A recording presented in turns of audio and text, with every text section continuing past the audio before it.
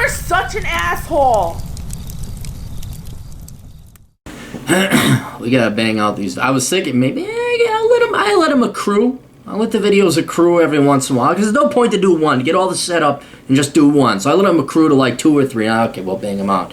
I wasn't gonna do it today. And then my girlfriend, she forced me.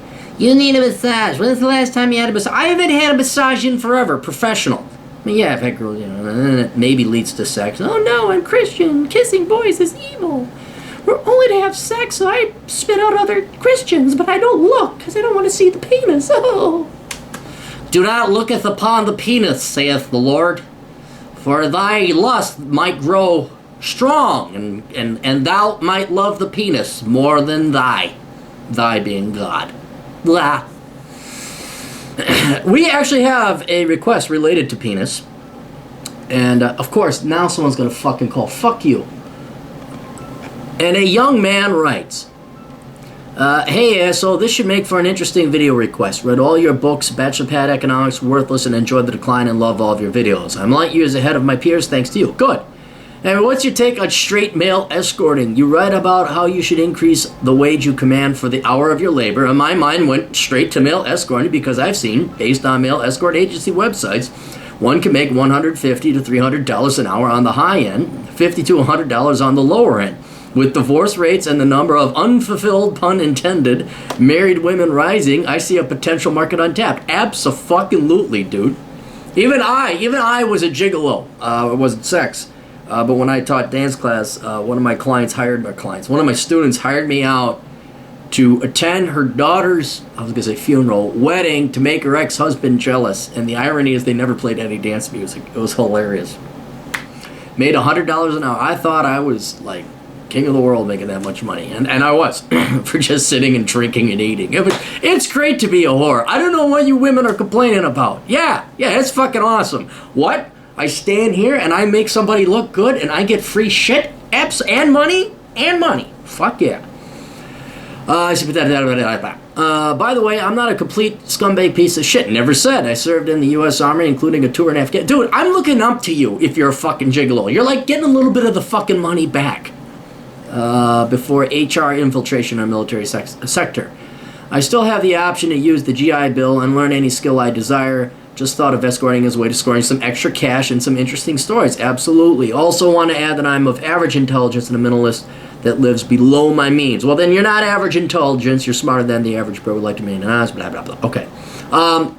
So now, my foray into the world of gigoloing aside, I said, okay, well, I know this. Like, you don't just whip your dick out and say, hey, who wants a piece of this? You have to have an in or something. So I said, well, you got an in? You got a line? What's going on? Thanks for the quick response. I'm a massage therapist by trade, and in my 3 years of doing this, I can count on one hand the extra dough I've made off of select female clients by providing extra service off the books. No one hurt, both parties satisfied, total discretion. Awesome. These experiences opened my eyes to this realm of massage, but never gave it much thought until now. I live in a place, and so there's no shortage of these divorced, unsatisfied women. Absolutely. I figure I'm a few applications away from signing up, blah, blah, blah. I don't want to give you too much. Also, you're a tall, good-looking dude. He's got a little olive skin, a little exotic. Girls get a little jungle fever. Not jungle. What would we call it? Plains fever? He ain't from Sweden, let's just say. And he's got tattoos. Absolutely, dude. You are the perfect candidate for these women to get back at their daddy and their ex-husband. Abso-fucking-lutely. Just want your take on it. No bullshit economic analysis. And if there's potential in this trade. If not. Okay, here's the deal. Obviously, society has been built, civilization has been built by man's demand for sex, but it goes the other way. And I am all for it. And oh God, how do we want to tackle this?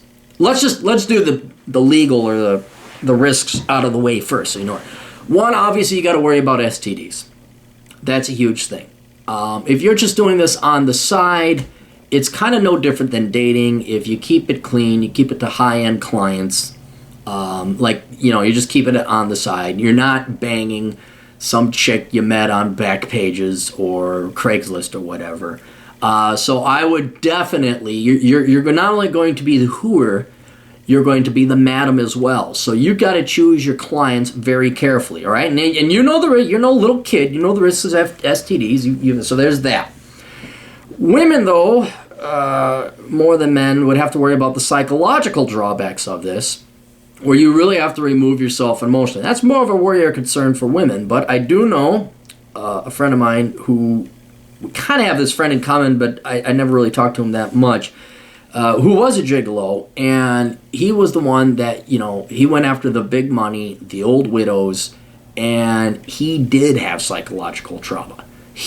Now, I don't know if he couldn't just disassociate with it, but he had to pop Viagra because these women are not good looking. Look, this is not, unless you're really that good looking, and, like I said, you select your clients, like you get the low hanging fruit, and you just want to fling, okay, but if you want to make this regular money, you're going to have to scrape the bottom of the barrel, and you're going to have to fuck ugly chicks. And this guy, he had to take Viagra because he couldn't get it up. He had to, get his mind into the game, or outside of the game, to, think of anything else but that. You have to do the holding and the cuddling thereafter, and this guy was a fucking wreck. This guy was an alcoholic. This guy was on drugs. And, again, how much of that is due to his personal caliber of character or lack thereof, and how much of it was, quote, the trauma he suffered having to bang 70, 60-year-old wrinkly boob women. I'm like, whoa, you just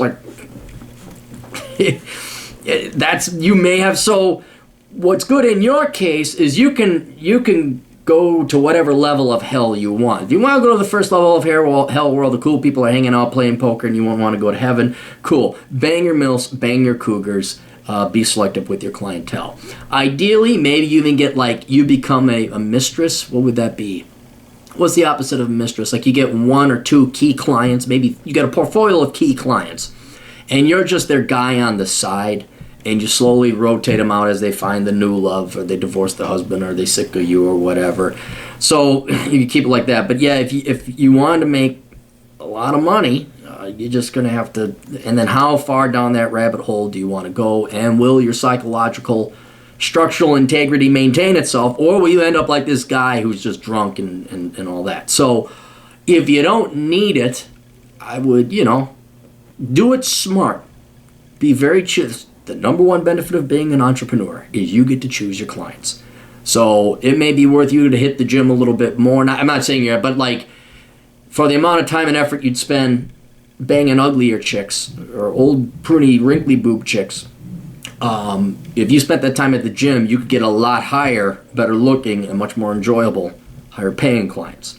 So there is that there. Another drawback legally, I know the state you're in, but since you want this to be of other benefit to other men, it's going to depend on the state, county, city, municipality, what is legal and what is not. Now, this is why I asked, what, you got an in on this? Because, girls, strippers, or not strippers, prostitutes, there's usually an in, and a lot of it originates at strip clubs, at strippers, where it's well, for an extra amount, and you have this in, you have this bridge where you're a masseuse, and so obviously the opportunity presents itself there. So you could do your own self-entrepreneur. You could be your own bridge, your own boss, madam, and you could be the gigolo as well. You open up a massage parlor, you do massage at other people's places, and then you say, okay, well, we also have this thing, this happy ending. Another legal thing you get to worry about is rape accusations. So again, that's going to be up to your guile and cleverness and good common business sense to determine whether, I don't really know.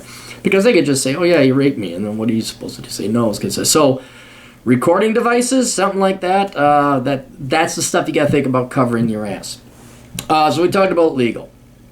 Talked about false rape accusations. Talked about you already got your bridge. Benefits of entrepreneurship.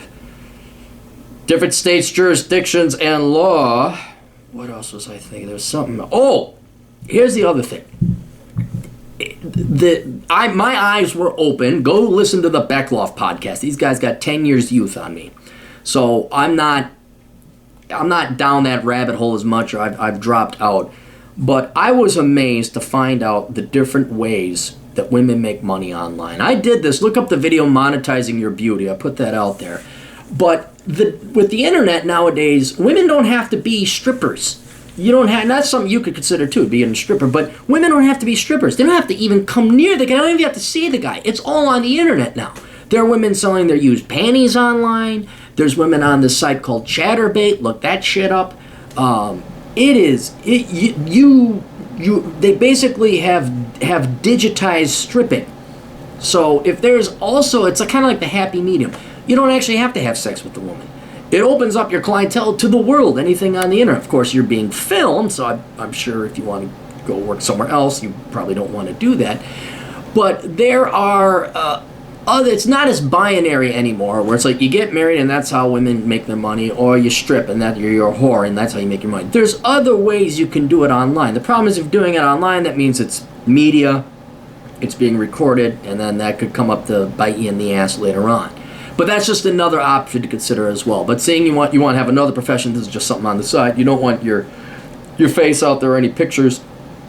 Then you're probably going to be stuck with the masseuse and the banging thing. Which, again, if you choose your clients right, not too bad. So have that. Learn salsa dancing. That's what I would do. You're a candidate. Learn some fucking salsa. Because here's another thing. You become a dance instructor. There's another bridge. Like, oh yeah, I do massage, I do salsa dancing. Now you got drugs. Well, maybe you do have drugs. Now you got booze into the situation. And you go salsa dancing, and I say, oh no, I'm sorry, you got raw talent, you're in the right mind frame, you got a skill, and then you could masseuse, ballroom dancing. Fuck, these girls will get the VTs, and especially in the area you're in. Fuck. So, yeah, that's so those are just my thoughts. Otherwise, in terms of morality, entrepreneurship, and economics, fuck yes. Fuck yes. Look, you're not going to be hot forever, okay? Unless you're really good and you look like the world's most interesting man. You're not going to be. So if you have the opportunity and it's fun and you the low risk of STDs, you record and all this other stuff, you cover your ass, abso-fucking-lutely. As far as I know, not being a gigolo, not having any experience in that world whatsoever, just knowing that, I was an escort, I guess is the appropriate thing for when hell yes, absolutely, take the money, right? Oh, you paid to have sex with MILFs and cougars. Oh, you poor boy, should you do that or not? I don't know.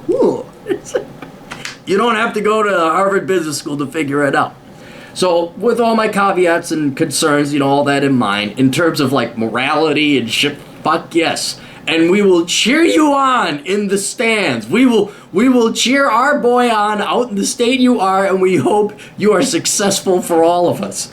Because you inspire hope and dreams. Then, the final thing. If there are any other men out there who actually have worked as escorts or gigolos, please comment down below. This is just the old captain's academic, philosophical, professorial take as an outside observer with just dipping barely a fingernail into this world of getting paid to be an escort.